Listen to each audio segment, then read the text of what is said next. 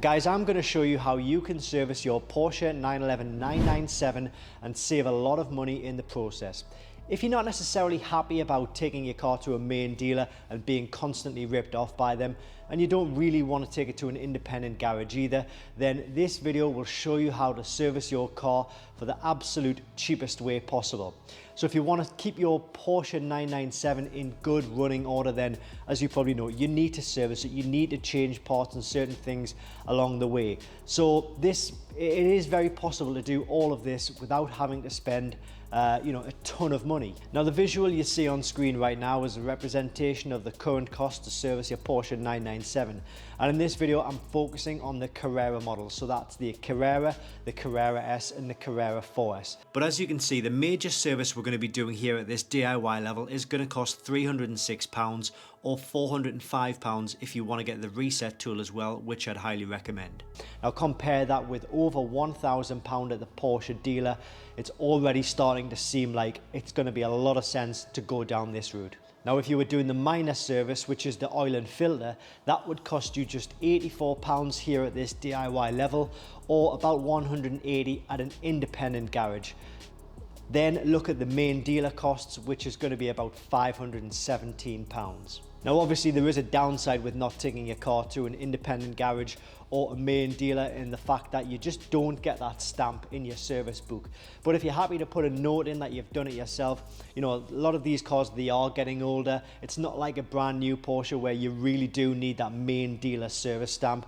These older generation cars, people will accept and expect the fact that services may well have been done not in a main dealer or even at DIY level. So for the major service, we're going to be changing the oil, the air filter, the oil filter, the ignition coils, the spark plugs, and this is of course the diagnostic tool which we use to reset the service warning light. Before we start changing any parts over in the car, I want to show you the service message that we're getting on screen, and we're going to reset that before we actually do the service. So I'm going to put the key into the ignition here, and you will see the message there about the consider remaining range. That's the petrol.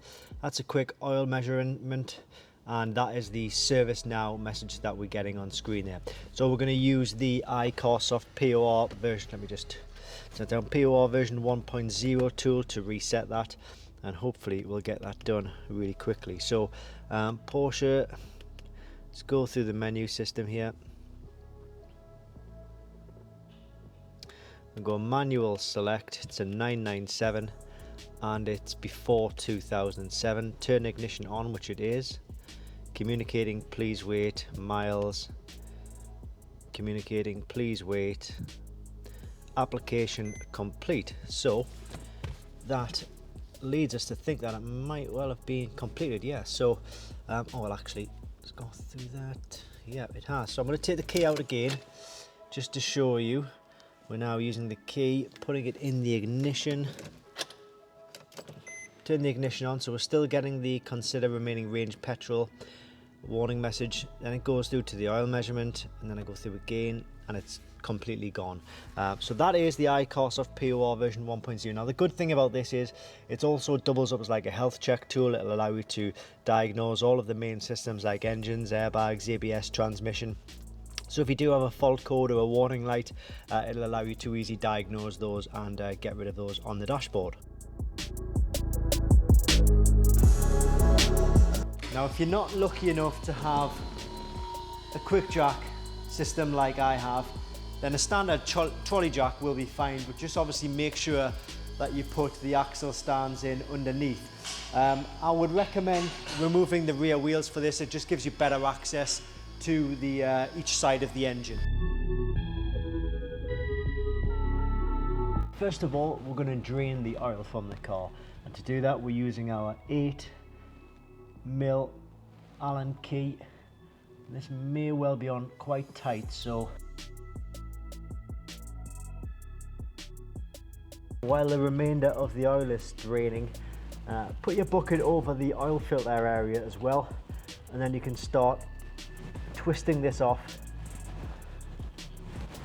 until this completely unscrews and the oil should fall out into this bucket.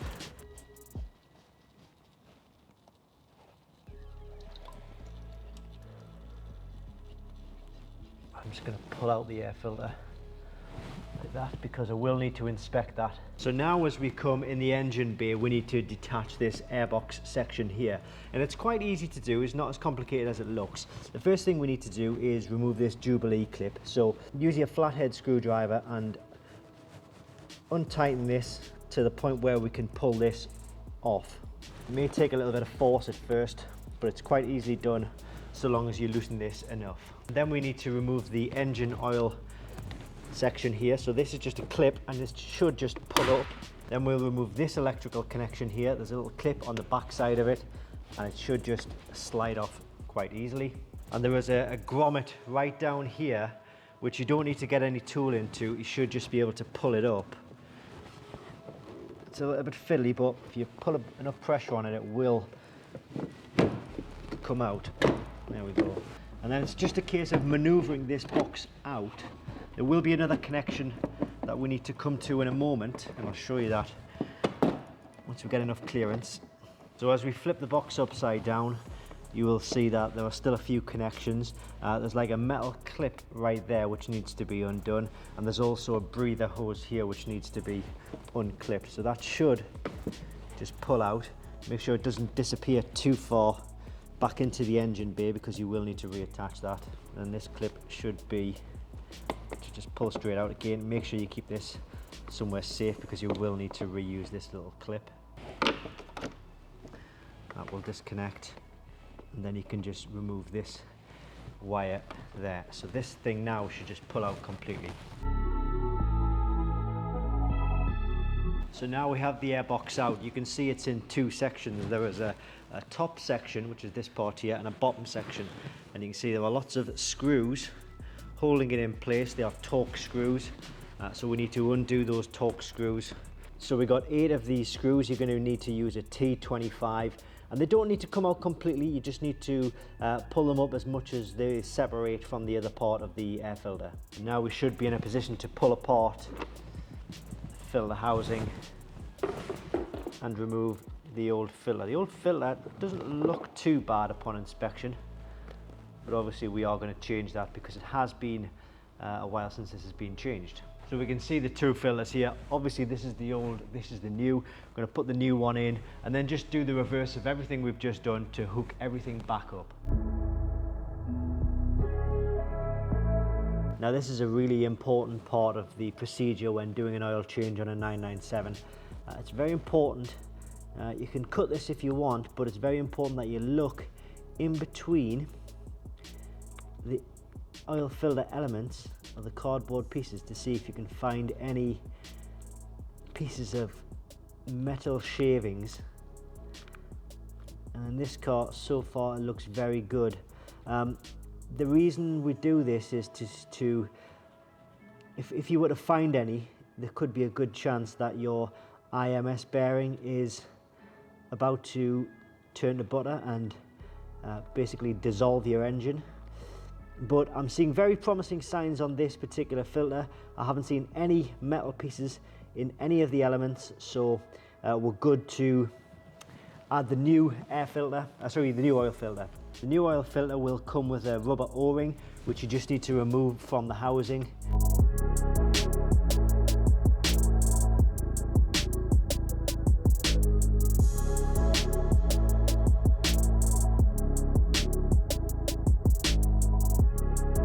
So we've now reached the stage where we're going to remove the ignition coils and the spark plugs. To get to the spark plugs, there are a few guides online which state that you need to remove the mufflers. I'm going to show you how to do this process without moving the mufflers. It is a little bit difficult, but ultimately it's going to save you a lot of time and a lot less hassle than actually removing the mufflers themselves. So I've already done the other side of the car to re-familiarize myself with how the whole process works. So this time it should be, on the other side, it should be a lot smoother and a lot easier. One thing I would say is take your time, don't rush it because you don't want to ruin anything, you don't want to break anything, you don't want to lose any parts inside the chamber where the spark plug sits. So first of all, I'm going to loosen the exhaust heat shield with a bit of WD-40 and let's crack on with that now. So this is the heat shield here that we're going to remove. There's one screw there and then there's another one further along the other side. To remove this, use an 8mm. Providing you've lubricated, it should come off quite easily. This is what it looks like. You can just go ahead and put this to one side. So now we're going to start removing the ignition coils. This is the first ignition coil. The first one is very easy to get to, and it's held in by 2 screws, one right there and one right there. You'll need to use your Torx bit set, and it's a T40 Torx bit. Once you've pulled it out so far, it's probably just easier to pull it out the rest of the way with your hand, because it's very loose at this stage. And there's the screw. And once you've removed those screws, you'll see at the top of the ignition coil there is a rubber housing, and that encloses an electrical connection. You need to unclip the electrical connection. The ignition coil should just pull out. So a bit of force behind it, and there we go. The good thing about these is the ends are quite bendy, so use that to your advantage when pulling the other ones out and putting them in, because you don't get as much clearance on the other coils as you do for this one. So repeat that process for the other 2 coils. So we have the ignition coils out now. By far the hardest one to do. There's 2 easy ones, and the third one, which is right behind this baffle here, just seemed to take an absolute age. But we've got it out, and we're now at the stage now where we can start removing the spark plugs. Now the spark plugs are inside there. Let's see if it focuses on there. So that's what we are getting out now. Now to do this, we've got a wrench here, and I've got quite a few extenders on here. It all really depends on what works best for you, because you might have different size extenders. But ultimately at the end you will need a 16mm bit. That is what will connect to the spark plug and ultimately pull it out. So you can see I've got the 16mm, I've got a mini extender, which is there. I've got about a 3-inch extender, and then probably like a 2-inch extender. Sorry if it's out of focus there. But ultimately what I'm going to do, the easiest thing for me to do, because this is in the way, pop that in there and make sure you get a connection with the spark plug, and then you can put your wrench on like this. You should be able to.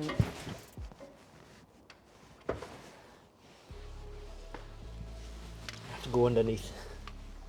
I'm gonna have to go underneath. There. So it's in there now. And then it's just a case of pulling out the spark plug. Now, this process does take quite some time. What you could do is you could put another extender out here to make it a bit easier. In fact, I'll do that.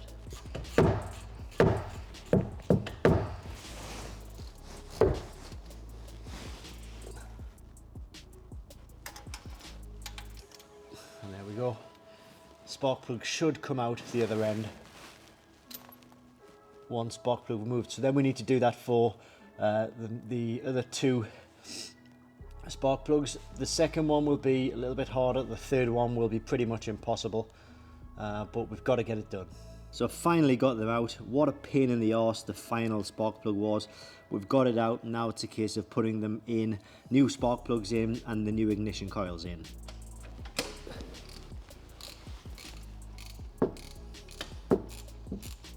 So this is something that I want to show you. This is the old ignition coil that we've removed, and the new ones that we've received, they are just a little bit different. See, there is a little bit of a difference in the chamber where the screw goes on this one here versus this one here. So what's happened is, what they've done is they've supplied us with some new screws. And if you remember, we used a Torx bit to undo the old screws. Well, we'll need a socket bit. I think it's an 8mm again, just to tighten these up. But these will go in there like so, and then we'll get these connected into the vehicle.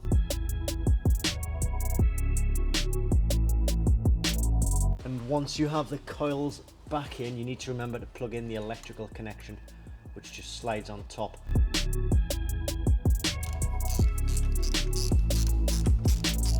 Now it's time to fill the engine with oil. In the user manual, or your driver's manual, there will be a section on how much oil you need to put in the car depending on your specific vehicle. So we have a 4S, so it's one of the bottom two, and it's oil change, quantity without oil filter and quantity with oil filter. So we're going to go for the 8.5 litres.